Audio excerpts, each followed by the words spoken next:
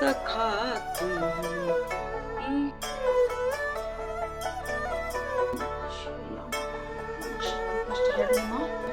सिवा तुम।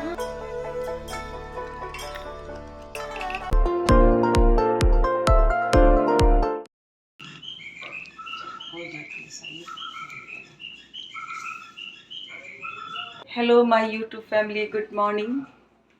आज है शिवरात्रि, तो सबसे पहले आप लोगों को शिवरात्रि की बहुत बहुत बधाई। और आज शंकर पार्वती का शादी भी होगा।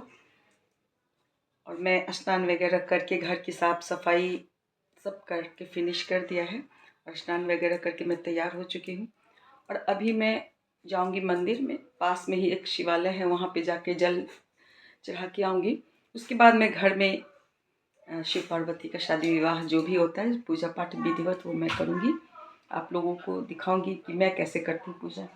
ये मुक्कू मेरे तैयार होने के बाद मुक्कू का हरकत ऐसा ही होता है, इसे लग जाता है कि मैं कहीं जा रही हूँ। और आज मैंने साड़ी भी पहन रखा है, तो इसे चल चल चल चल चल चल चल चलो चलो चलो, ये देखो ना। अरे रुको रुको रुको, पकड़ो, चलो। पूजा का बर्तन हमने साफ़ करके रख दिया है। और मैं यहाँ पर एक दीपक जला दे रही हूँ, ताकि एक विधि हो जाए कि हाँ, हमने घर का पूजा कर लिया है। और जब मैं बाहर शिवलिंग पे जल चढ़ा करके आऊँगी, तब मैं घर का पूजा करूँगी। तो यहाँ पे हमने एक दीपक जला दिया है। हमारे यहाँ कहा जाता है कि पहले घर का पूजा होना चाहिए, उसके बाद बाहर का पूजा होना चाहिए। तो मैं अब निकल रही हूँ मंदिर के लिए। और अभी समय बहुत पर्याप्त हमारे पास है, लेकिन आज बारात निकलना है, तो हर मंदिर के पास काफ़ी भीड़ थी। और आज तो शिवलिंग को टच करने को भी नहीं मिल रहा है, दूर से ही जल डालने को बना दिया गया है। तो यहीं पे हम पूजा करेंगे। उसके बाद से मैं आ चुकी हूँ घर का पूजा में। और सबसे पहले मैंने अपना ये थाल सजा लिया है। जो आज की पूजा में जो विशेष होता है ना, कि भांग, धतूरा, सफ़ेद फूल, धतूरा का फूल और प्रसाद जो भी आप चढ़ाइए, और जो भी श्रृंगार के सामान होते हैं। शिव जी का श्रृंगार तो चंदन, भभूत, अबरक और अबीर वगैरह से होता है। और माता के श्रृंगार के लिए भी जितना भी श्रृंगार का सामान होता है महिलाओं के लिए, वो सब लगता है। तो यहाँ पे सबसे पहले कोई भी पूजा हो तो कलश तो लगाया ही जाता है। तो यहाँ पे मैं कलश में पानी डाल के लौंग, इलायची, सिक्का डाल करके उस पर एक फूल रख दे रही हूँ। चूँकि मेरा छोटा सा कलश है, तो इस पर मैं नारियल वगैरह नहीं रख सकती हूँ। और यहाँ पे सबसे पहले गणेश को स्थापित करके फिर शिव परिवार, मेरे पास बहुत छोटे छोटे सब हैं, तो रख करके और शिवलिंग भी रख दिया है। तो सबसे पहले मैं यहाँ पे गणेश जी का पूजा कर रही हूँ। कोई भी पूजा हो तो गणेश का पूजा पहला पूजा होता है। और उनका तो दुर्वा चढ़ता है, फूल और वस्त्र रूपेण हमने रक्षा उन्हें पहना दिया है। और उसके बाद मैं यहाँ सबसे पहले शिव पे जलाभिषेक करने के बाद से दूध से स्नान करवाऊँगी। और फिर से उन्हें जल डाल देते हैं ताकि दूध ऊपर से हट जाए। और फिर मधु से ये जल चढ़ाते हैं शिव जी पे। और उसके बाद से इन्हें साफ़ सुथरा करके फिर श्रृंगार किया जाता है। तो वही जैसे हमने पहले बताया कि श्रृंगार के रूप में हम यहाँ पे इन्हें भभूत वगैरह लगाएंगे, चंदन, भभूत, अबीर, सारी चीज़ लगाने के बाद इनका पसंदीदा फूल, फल। और आज की पूजा में जो इनको प्रसाद के रूप में फल चढ़ता है, वो बैर का महत्व होता है। और कौन बैर और कौन ये सब चढ़ता है। तो सब कुछ चढ़ाने के बाद से मैं माता पार्वती का श्रृंगार करूँगी।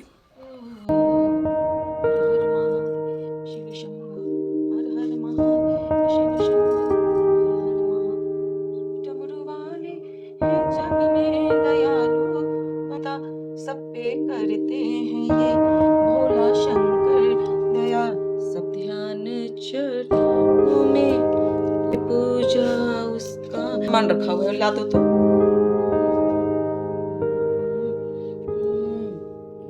लिंग पे सब कुछ चढ़ाने के बाद से यहाँ मैं शिव परिवार के पूजा करूँगी, जिसमें एक छोटे से हमारे पास मूर्ति है और शिव, पार्वती और गणेश है। तो वहाँ सबसे पहले मैंने एक छोटा सा वस्त्र, चुनरी चढ़ा दिया है। उसके बाद से फूल माला वगैरह चढ़ाऊँगी।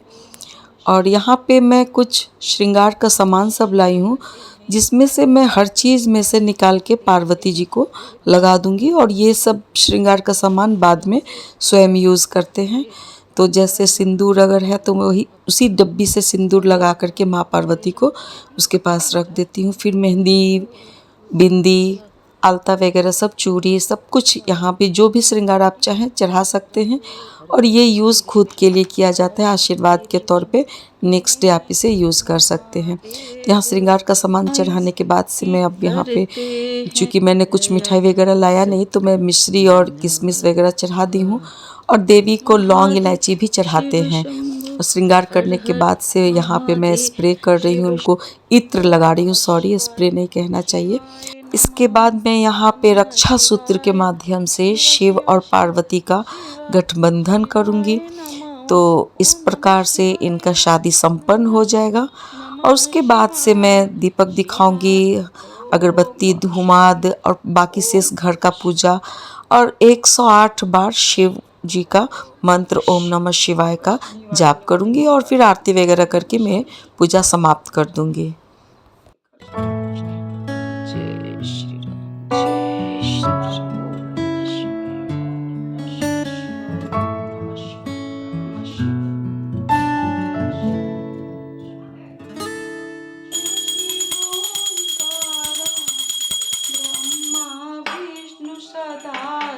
अर्धांगी धारा, ओम जय शिव ओमकारा, सखा तुम्ही साथी तुम्ही सहारे, कोई ना अपना सेवा तुम्हारे। गाइस, हमने अपना पूजा कर लिया समाप्त। आप देख सकते हैं शिव पार्वती की शादी हुई संपन्न। और अब 12:15 हो चुके हैं।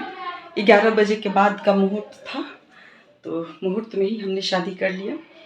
अब अपना कुछ फलहार वगैरह लिया जाएगा। बाबू भी आज व्रत है।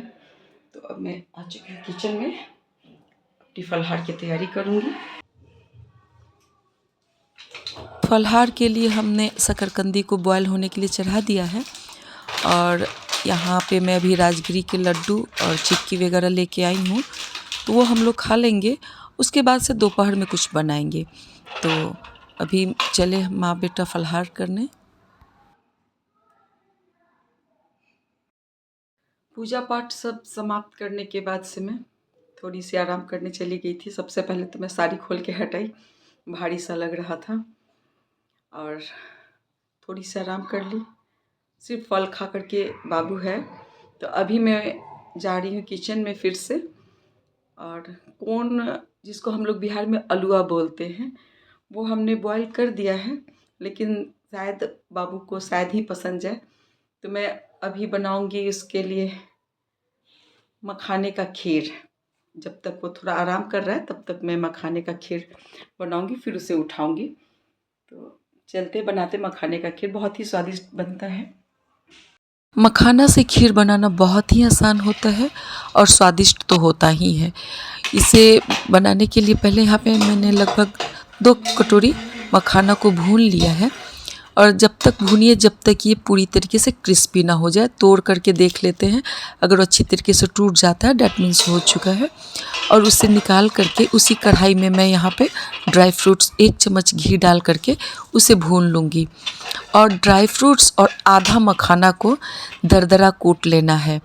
बहुत पाउडर नहीं बनाना है, दरदरा ही रहे तो ज़्यादा अच्छा लगता है। और उसके बाद से जब दूध में बॉयल आ जाए, उबाल आ जाए, तो ये दरदरा कूटे हुए मखाना और ड्राई फ्रूट्स को डाल करके 5-7 मिनट पकाना है। 5-7 मिनट में ही दूध गाढ़ा होने लगता है।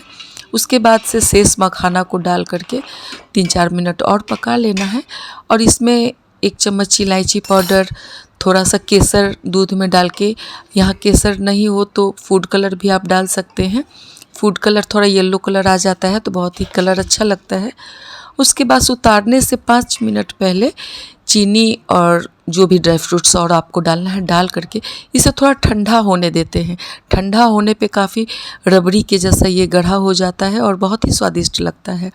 एक बार आप लोग भी बना करके देखिए। फलाहार में तो हम कोशिश करते हैं कि बना लें। और अब इसी के साथ माँ बेटा हम लोग इंजॉय करेंगे अपना मखाने का खीर। और यहाँ हम लोगों की माँ बेटा की चेस की बोर्ड लग चुकी है, तो थोड़ी देर खेलेंगे चेस उसके। और अपना ब्लॉग मैं यही करती हूँ समाप्त। मिलते हैं अगले ब्लॉग में कुछ नए कंटेंट के साथ। तब तक के लिए हर हर महादेव।